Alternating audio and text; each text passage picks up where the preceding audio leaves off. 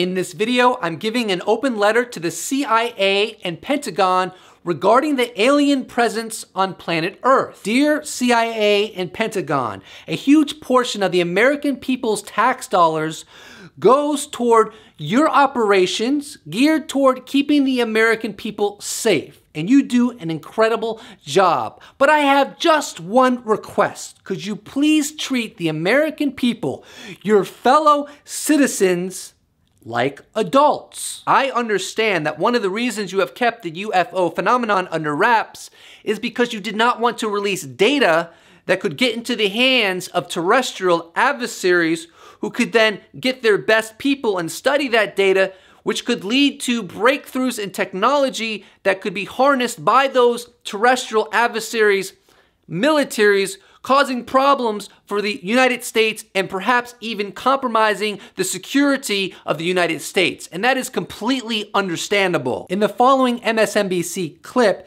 the former head of the UFO program in the Pentagon, Luis Elizondo, talks about how he and his group has gained a much better understanding of how this UAP technology works by examining the data that they acquired during the program. Roll it. We actually have some very interesting, I believe, and some very nuanced observations that are now for the first time allowing us to have a better collective understanding of just how it works. So the big question of what it is, well, we're not quite there yet, but right. I think we're a lot closer now to how it works, some of the advanced physics, than we were just even 2 years ago. I think we have some very interesting conclusions where before maybe we were trying to identify 5 separate exotic technologies right. to explain what we were doing.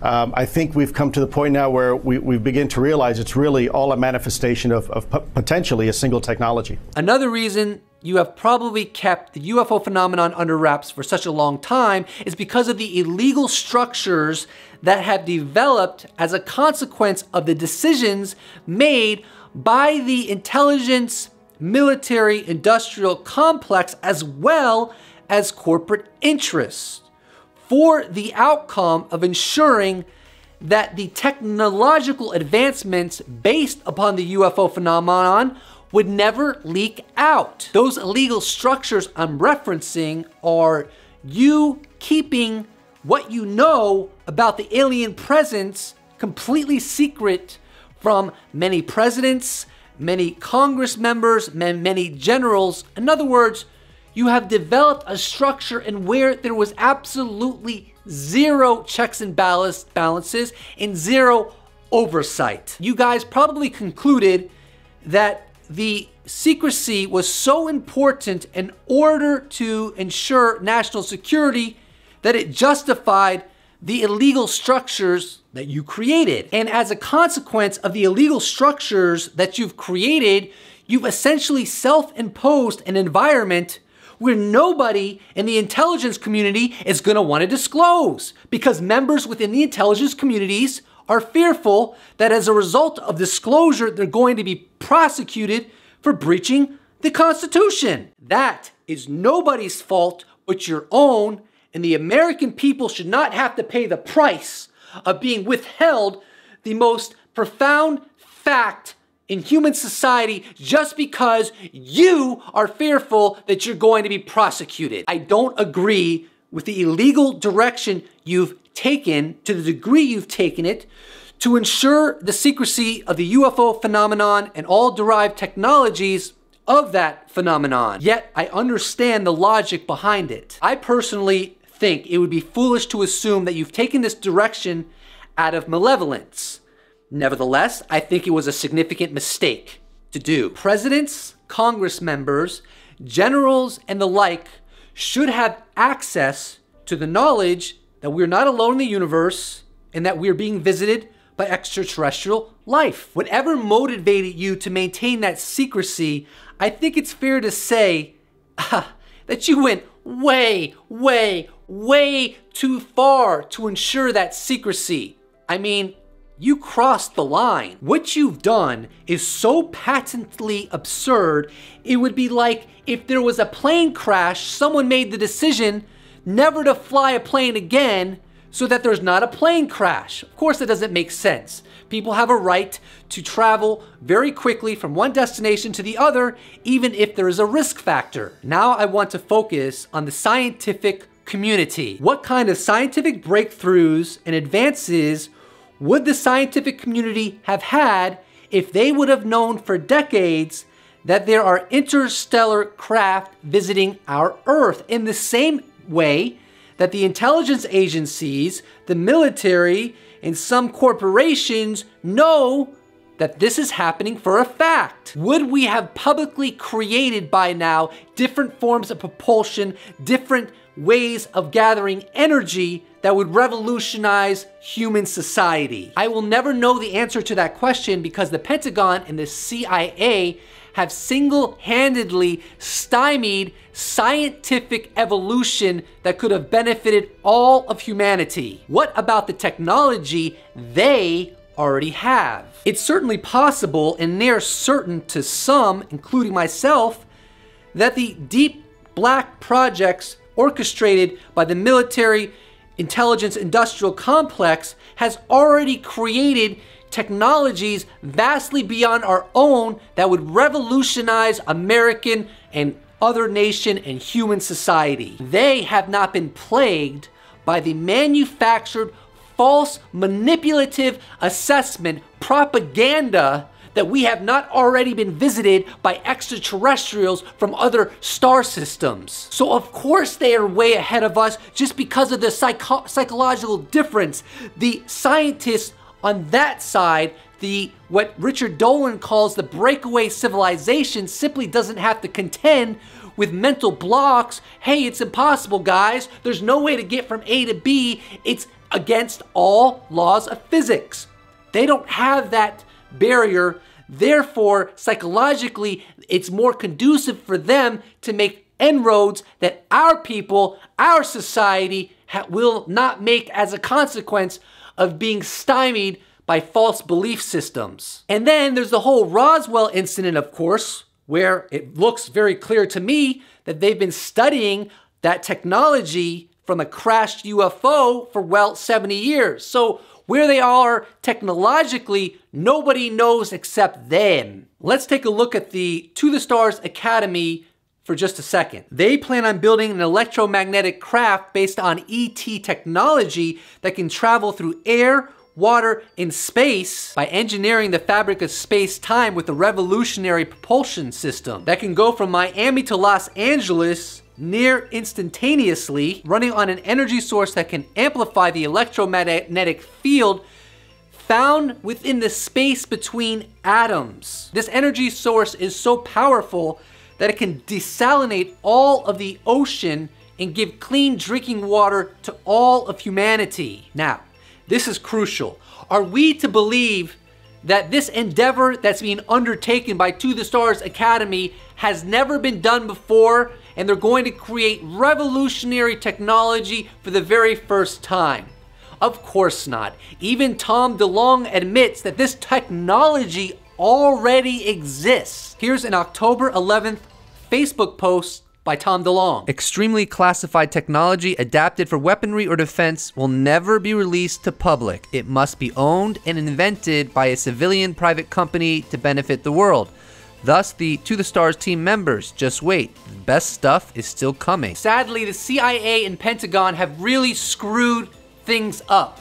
And many of my non-American friends out there are probably like, down with America, bro, down with the CIA, down with the Pentagon. The fact of the matter is, your country has also serviced the truth embargo. Whether you were born in a country that's an American ally or whether you were born in a country like China or Russia, the reality is every country with a decent air force has taken plenty and plenty of footage of UAP technology coming into the world's atmosphere, and they have kept it under wraps, consequently servicing the truth embargo. And to my skeptic friends out there who are considering the preposterous notion that all the gun camera footage that has ever been acquired in this world is in the hands of the Advanced Aerial Threat Identification Program in the Pentagon, if that's what you believe, then you might want to invest in increasing your powers of reason.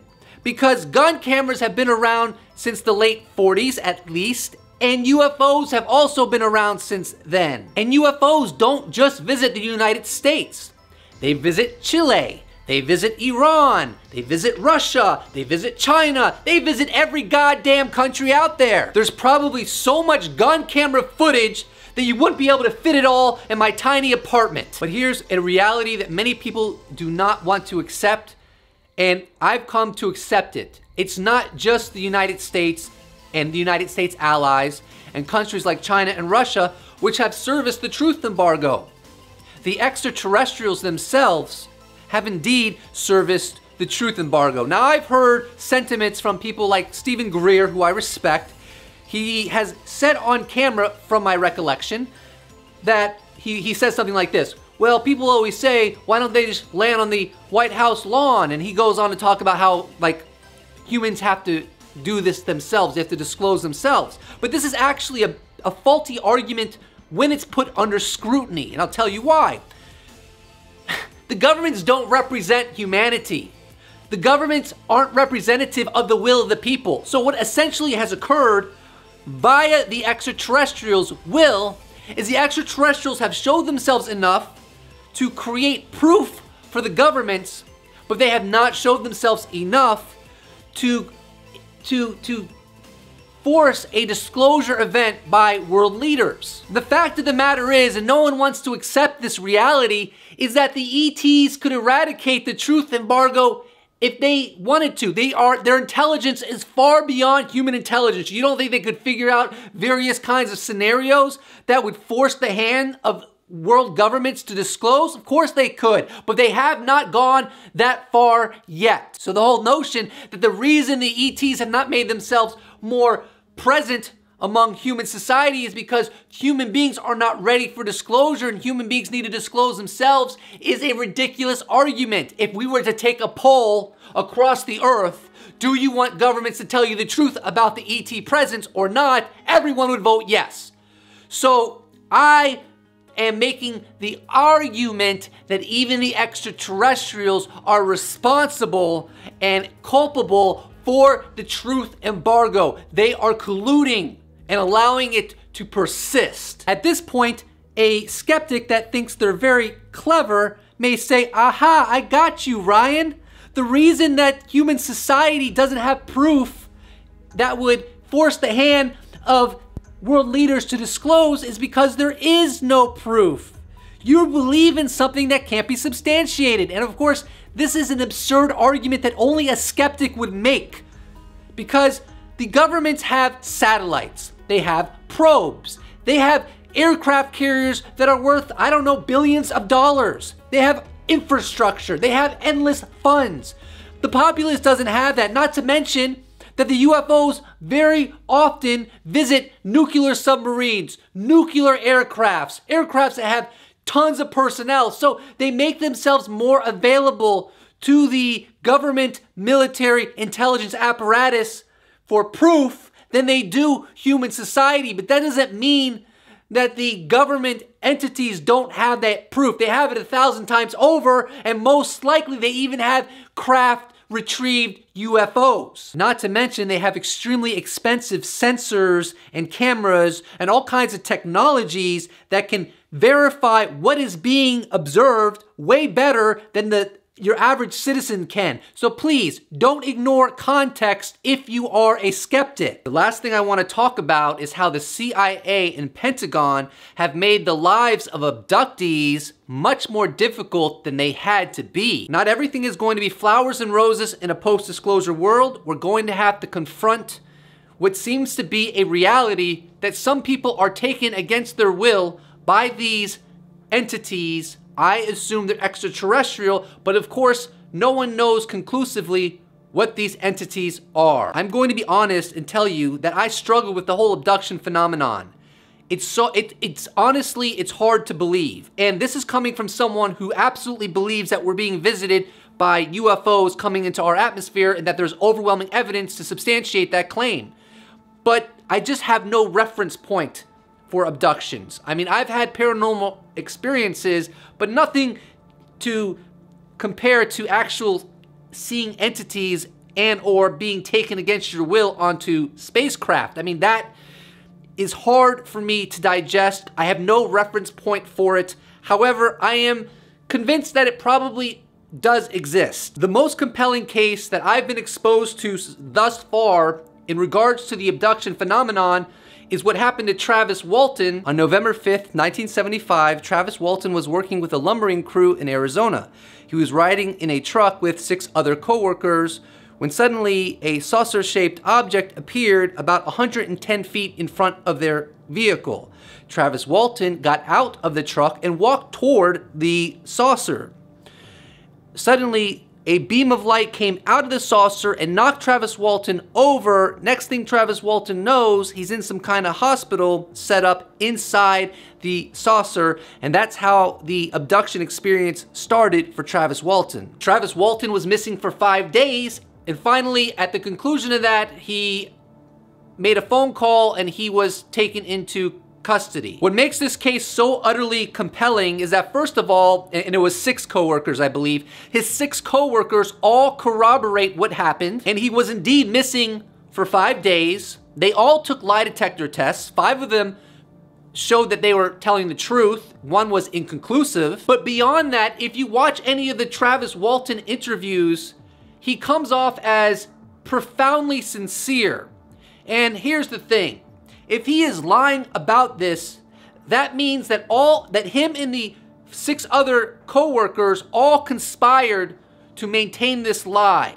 And while that's possible, I don't think it's probable. So we can take the Travis Walton incident and say, you know what, that most likely did occur, and we can use that as a precedent that the ETs, at least sometimes, are willing to take people on board their craft against their will.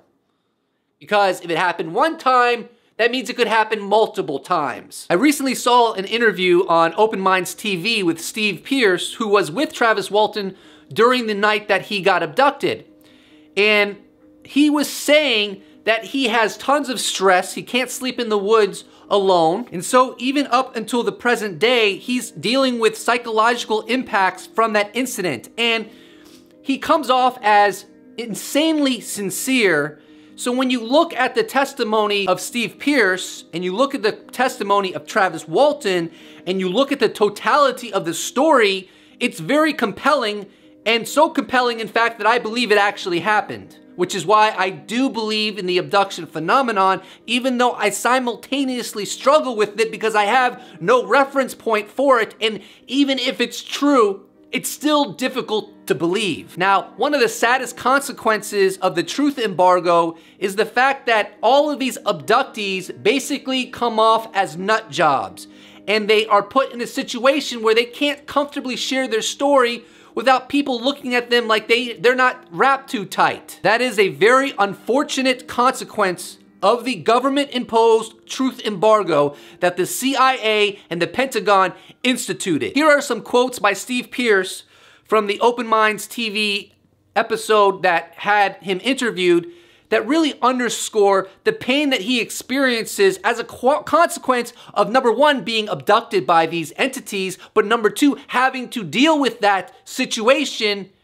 in a world in which there is no disclosure, that science and media and so forth deny the reality that we're being visited by these entities. So it makes his life pretty much miserable in some ways. The following are the Tim Pierce quotes. Some people believe you and some people don't, and the people who don't are awfully hard on you. And my family, they do not believe me, and that's what really hurts the most. My ex-wife used to tell me not to tell nobody because they thought I was nuts. You got all these people out there saying it's not true, you know, and that really gets to you, you know. You're a liar, you know, and I am not a liar. I have a very serious question. How is it different to tell an abductee that they are full of crap? How is that different than another kind of violation? Someone approaches you and conveys another type of violation that they experience, and you being like, you're a nut job. It's a horrifying and really negative consequence of the truth embargo. So in this video, we've learned that the CIA and Pentagon instituted the truth embargo in order to maintain secrecy of the UFO phenomenon and all derived technologies. We've also learned that we've missed out on many scientific breakthroughs that would have been inevitable had the scientific community known for a fact that we're being visited by interstellar craft. We also learned that the truth embargo is not maintained just by the Pentagon and the CIA, but it's actually maintained also by every nation on this planet that has a decent air force, and indeed the extraterrestrials themselves. Lastly, we have learned that one of the unfortunate consequences of the government-imposed truth embargo is the fact that the lives of abductees have been made much more difficult than they needed to be. So the question arises, where do we go from here? And here is my answer. We leave the past behind and we move into a post-disclosure world prior to 2019. If you want to know my attitude about having disclosure in 2018 and not 2019, well, pretend or envision that 2019 tries to come and go beyond me, and pretend that 2019 is a demon who's trying to ensure that 2018 transpires without capital D disclosure. Well, I look into the eyes of 2019 and I tell 2019, thou shalt not pass! And you should have the same attitude. You should take this very seriously and not lightly. You should not be like, it's okay, we'll get disclosure when we get disclosure. No! We've been lied to for 70 years. We've had to endure serious and critical consequences as a result of that lie. No more. No more. Indeed, I anticipate entering a new world prior to 2019 in which the whole world will have absolute conclusive proof that we are not alone in the universe. If you enjoyed this video, you can support my channel by giving a thumbs up, by leaving a comment, by sharing it, by subscribing for more content just like this, or if you want, you can even become a patron. Thank you so much. No matter how you support my channel, I'm deeply grateful for it, and I will see you in the next episode.